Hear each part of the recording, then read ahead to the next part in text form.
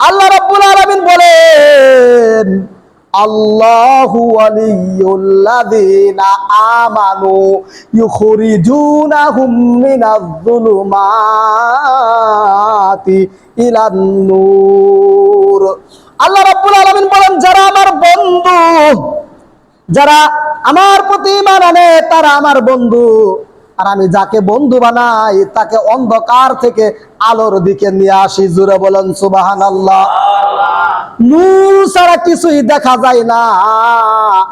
আল্লাহ রাব্বুল আলামিন দিনকে বানিয়েছেন আলোক উজ্জ্বল, আল্লাহ রাব্বুল আলামিন রাতকে বানিয়েছেন অন্ধকার। অন্ধকার দিয়ে আমার আল্লাহ রাতকে ডেকে দিয়েছেন, আর আমার আল্লাহ দিনকে দিয়েছেন আলো হিসেবে, যাতে মানুষ আল্লাহ তাআলার অনুগ্রহ তালাশ করতে পারে। জোরে বলেন ঠিক কিনা? নবীজি দুনিয়ায় আসলেন, দুনিয়ার মধ্যে বরকত অবতীর্ণ হওয়া শুরু হলো। আমার বন্ধুগণ, সেই নবীর মিলাদ এবং সিরাত দুটোটাই পালন করতে হবে। একদল আছে মিলাদ মানতে চায় না, আর একদল আছে সিরাত মানতে চায় না।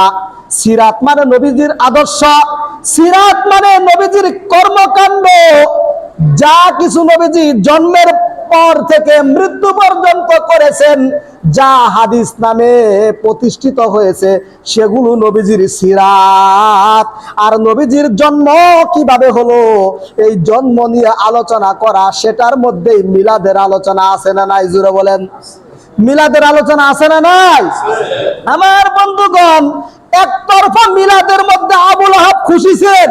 বলে নবীজি যখন জন্মগ্রহণ করেছিলেন, বিশ্ব নবীর জন্মের কারণে আবু লাহাবের দাসী সুয়াইবা আবু লাহাবের কাছে গিয়া সংবাদ শোনাইলেন, হে আবু লাহাব, হে আমাদের কর্তা, খবর একটা শুনছেন, আব্দুল্লাহর একটা সন্তান এই পৃথিবীতে আসছে, শিশু মুহাম্মদ জন্ম নিয়েছে।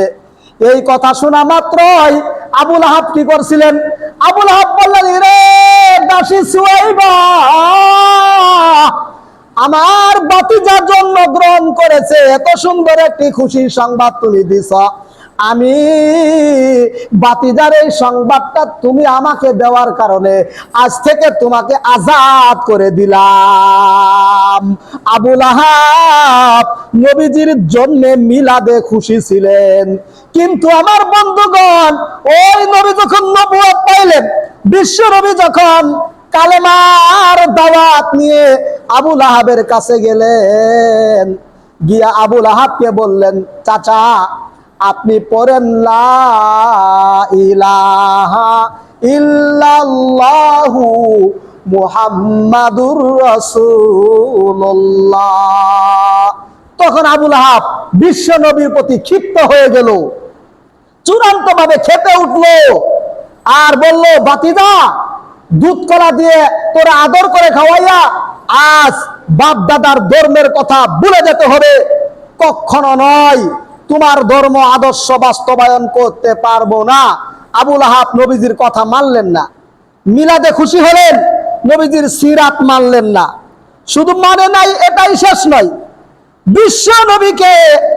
বিশ্ব নবী পাহাড়ের উপরে গিয়া যখন সবাইকে ডাক দিয়া কালেমার দাওয়াত দিলেন, আবু লাহাবের শরীরের মধ্যে কম্পন সৃষ্টি হয়ে গেল। আবু লাহাব তখন কি করলেন? বিশাল বড় একটা পাথর হাতে নিয়ে বিশ্ব নবীর দিকে ফিক্কা মারলেন। মারার সঙ্গে সঙ্গে আমার আল্লাহর কুদরত, বিশ্ব নবীকে, পেয়ারা নবীকে ওই পাথর মারছিলেন, আঘাতটা নবীজির গায়ে লাগে নাই, আল্লাহর কুদরত হেফাজত করেছে। জুড়ে বলেন সুবহানাল্লাহ। এরপরে আল্লাহ রাব্বুল আলামিন আবু লাহাব অনেক নির্যাতন করছে বিশ্ব নবীকে, আবু লাহাব অনেক জ্বালা যন্ত্রণা করছে বিশ্ব নবীকে।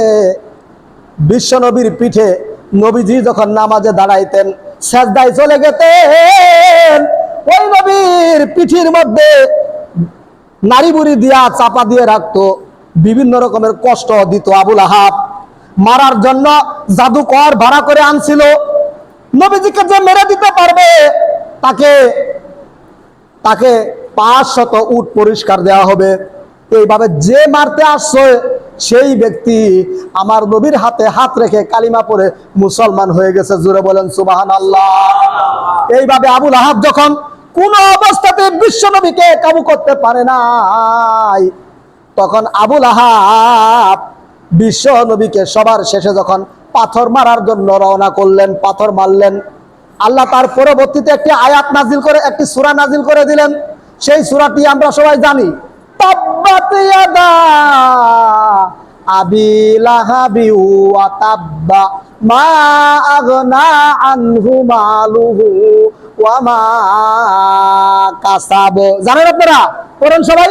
সায়াসলা নারান যাতা লাহাব ওয়ামরাআতুহু হাম্মালাতাল হাতাব ফি জিদিহা হাবলুম মিন মাসাদ।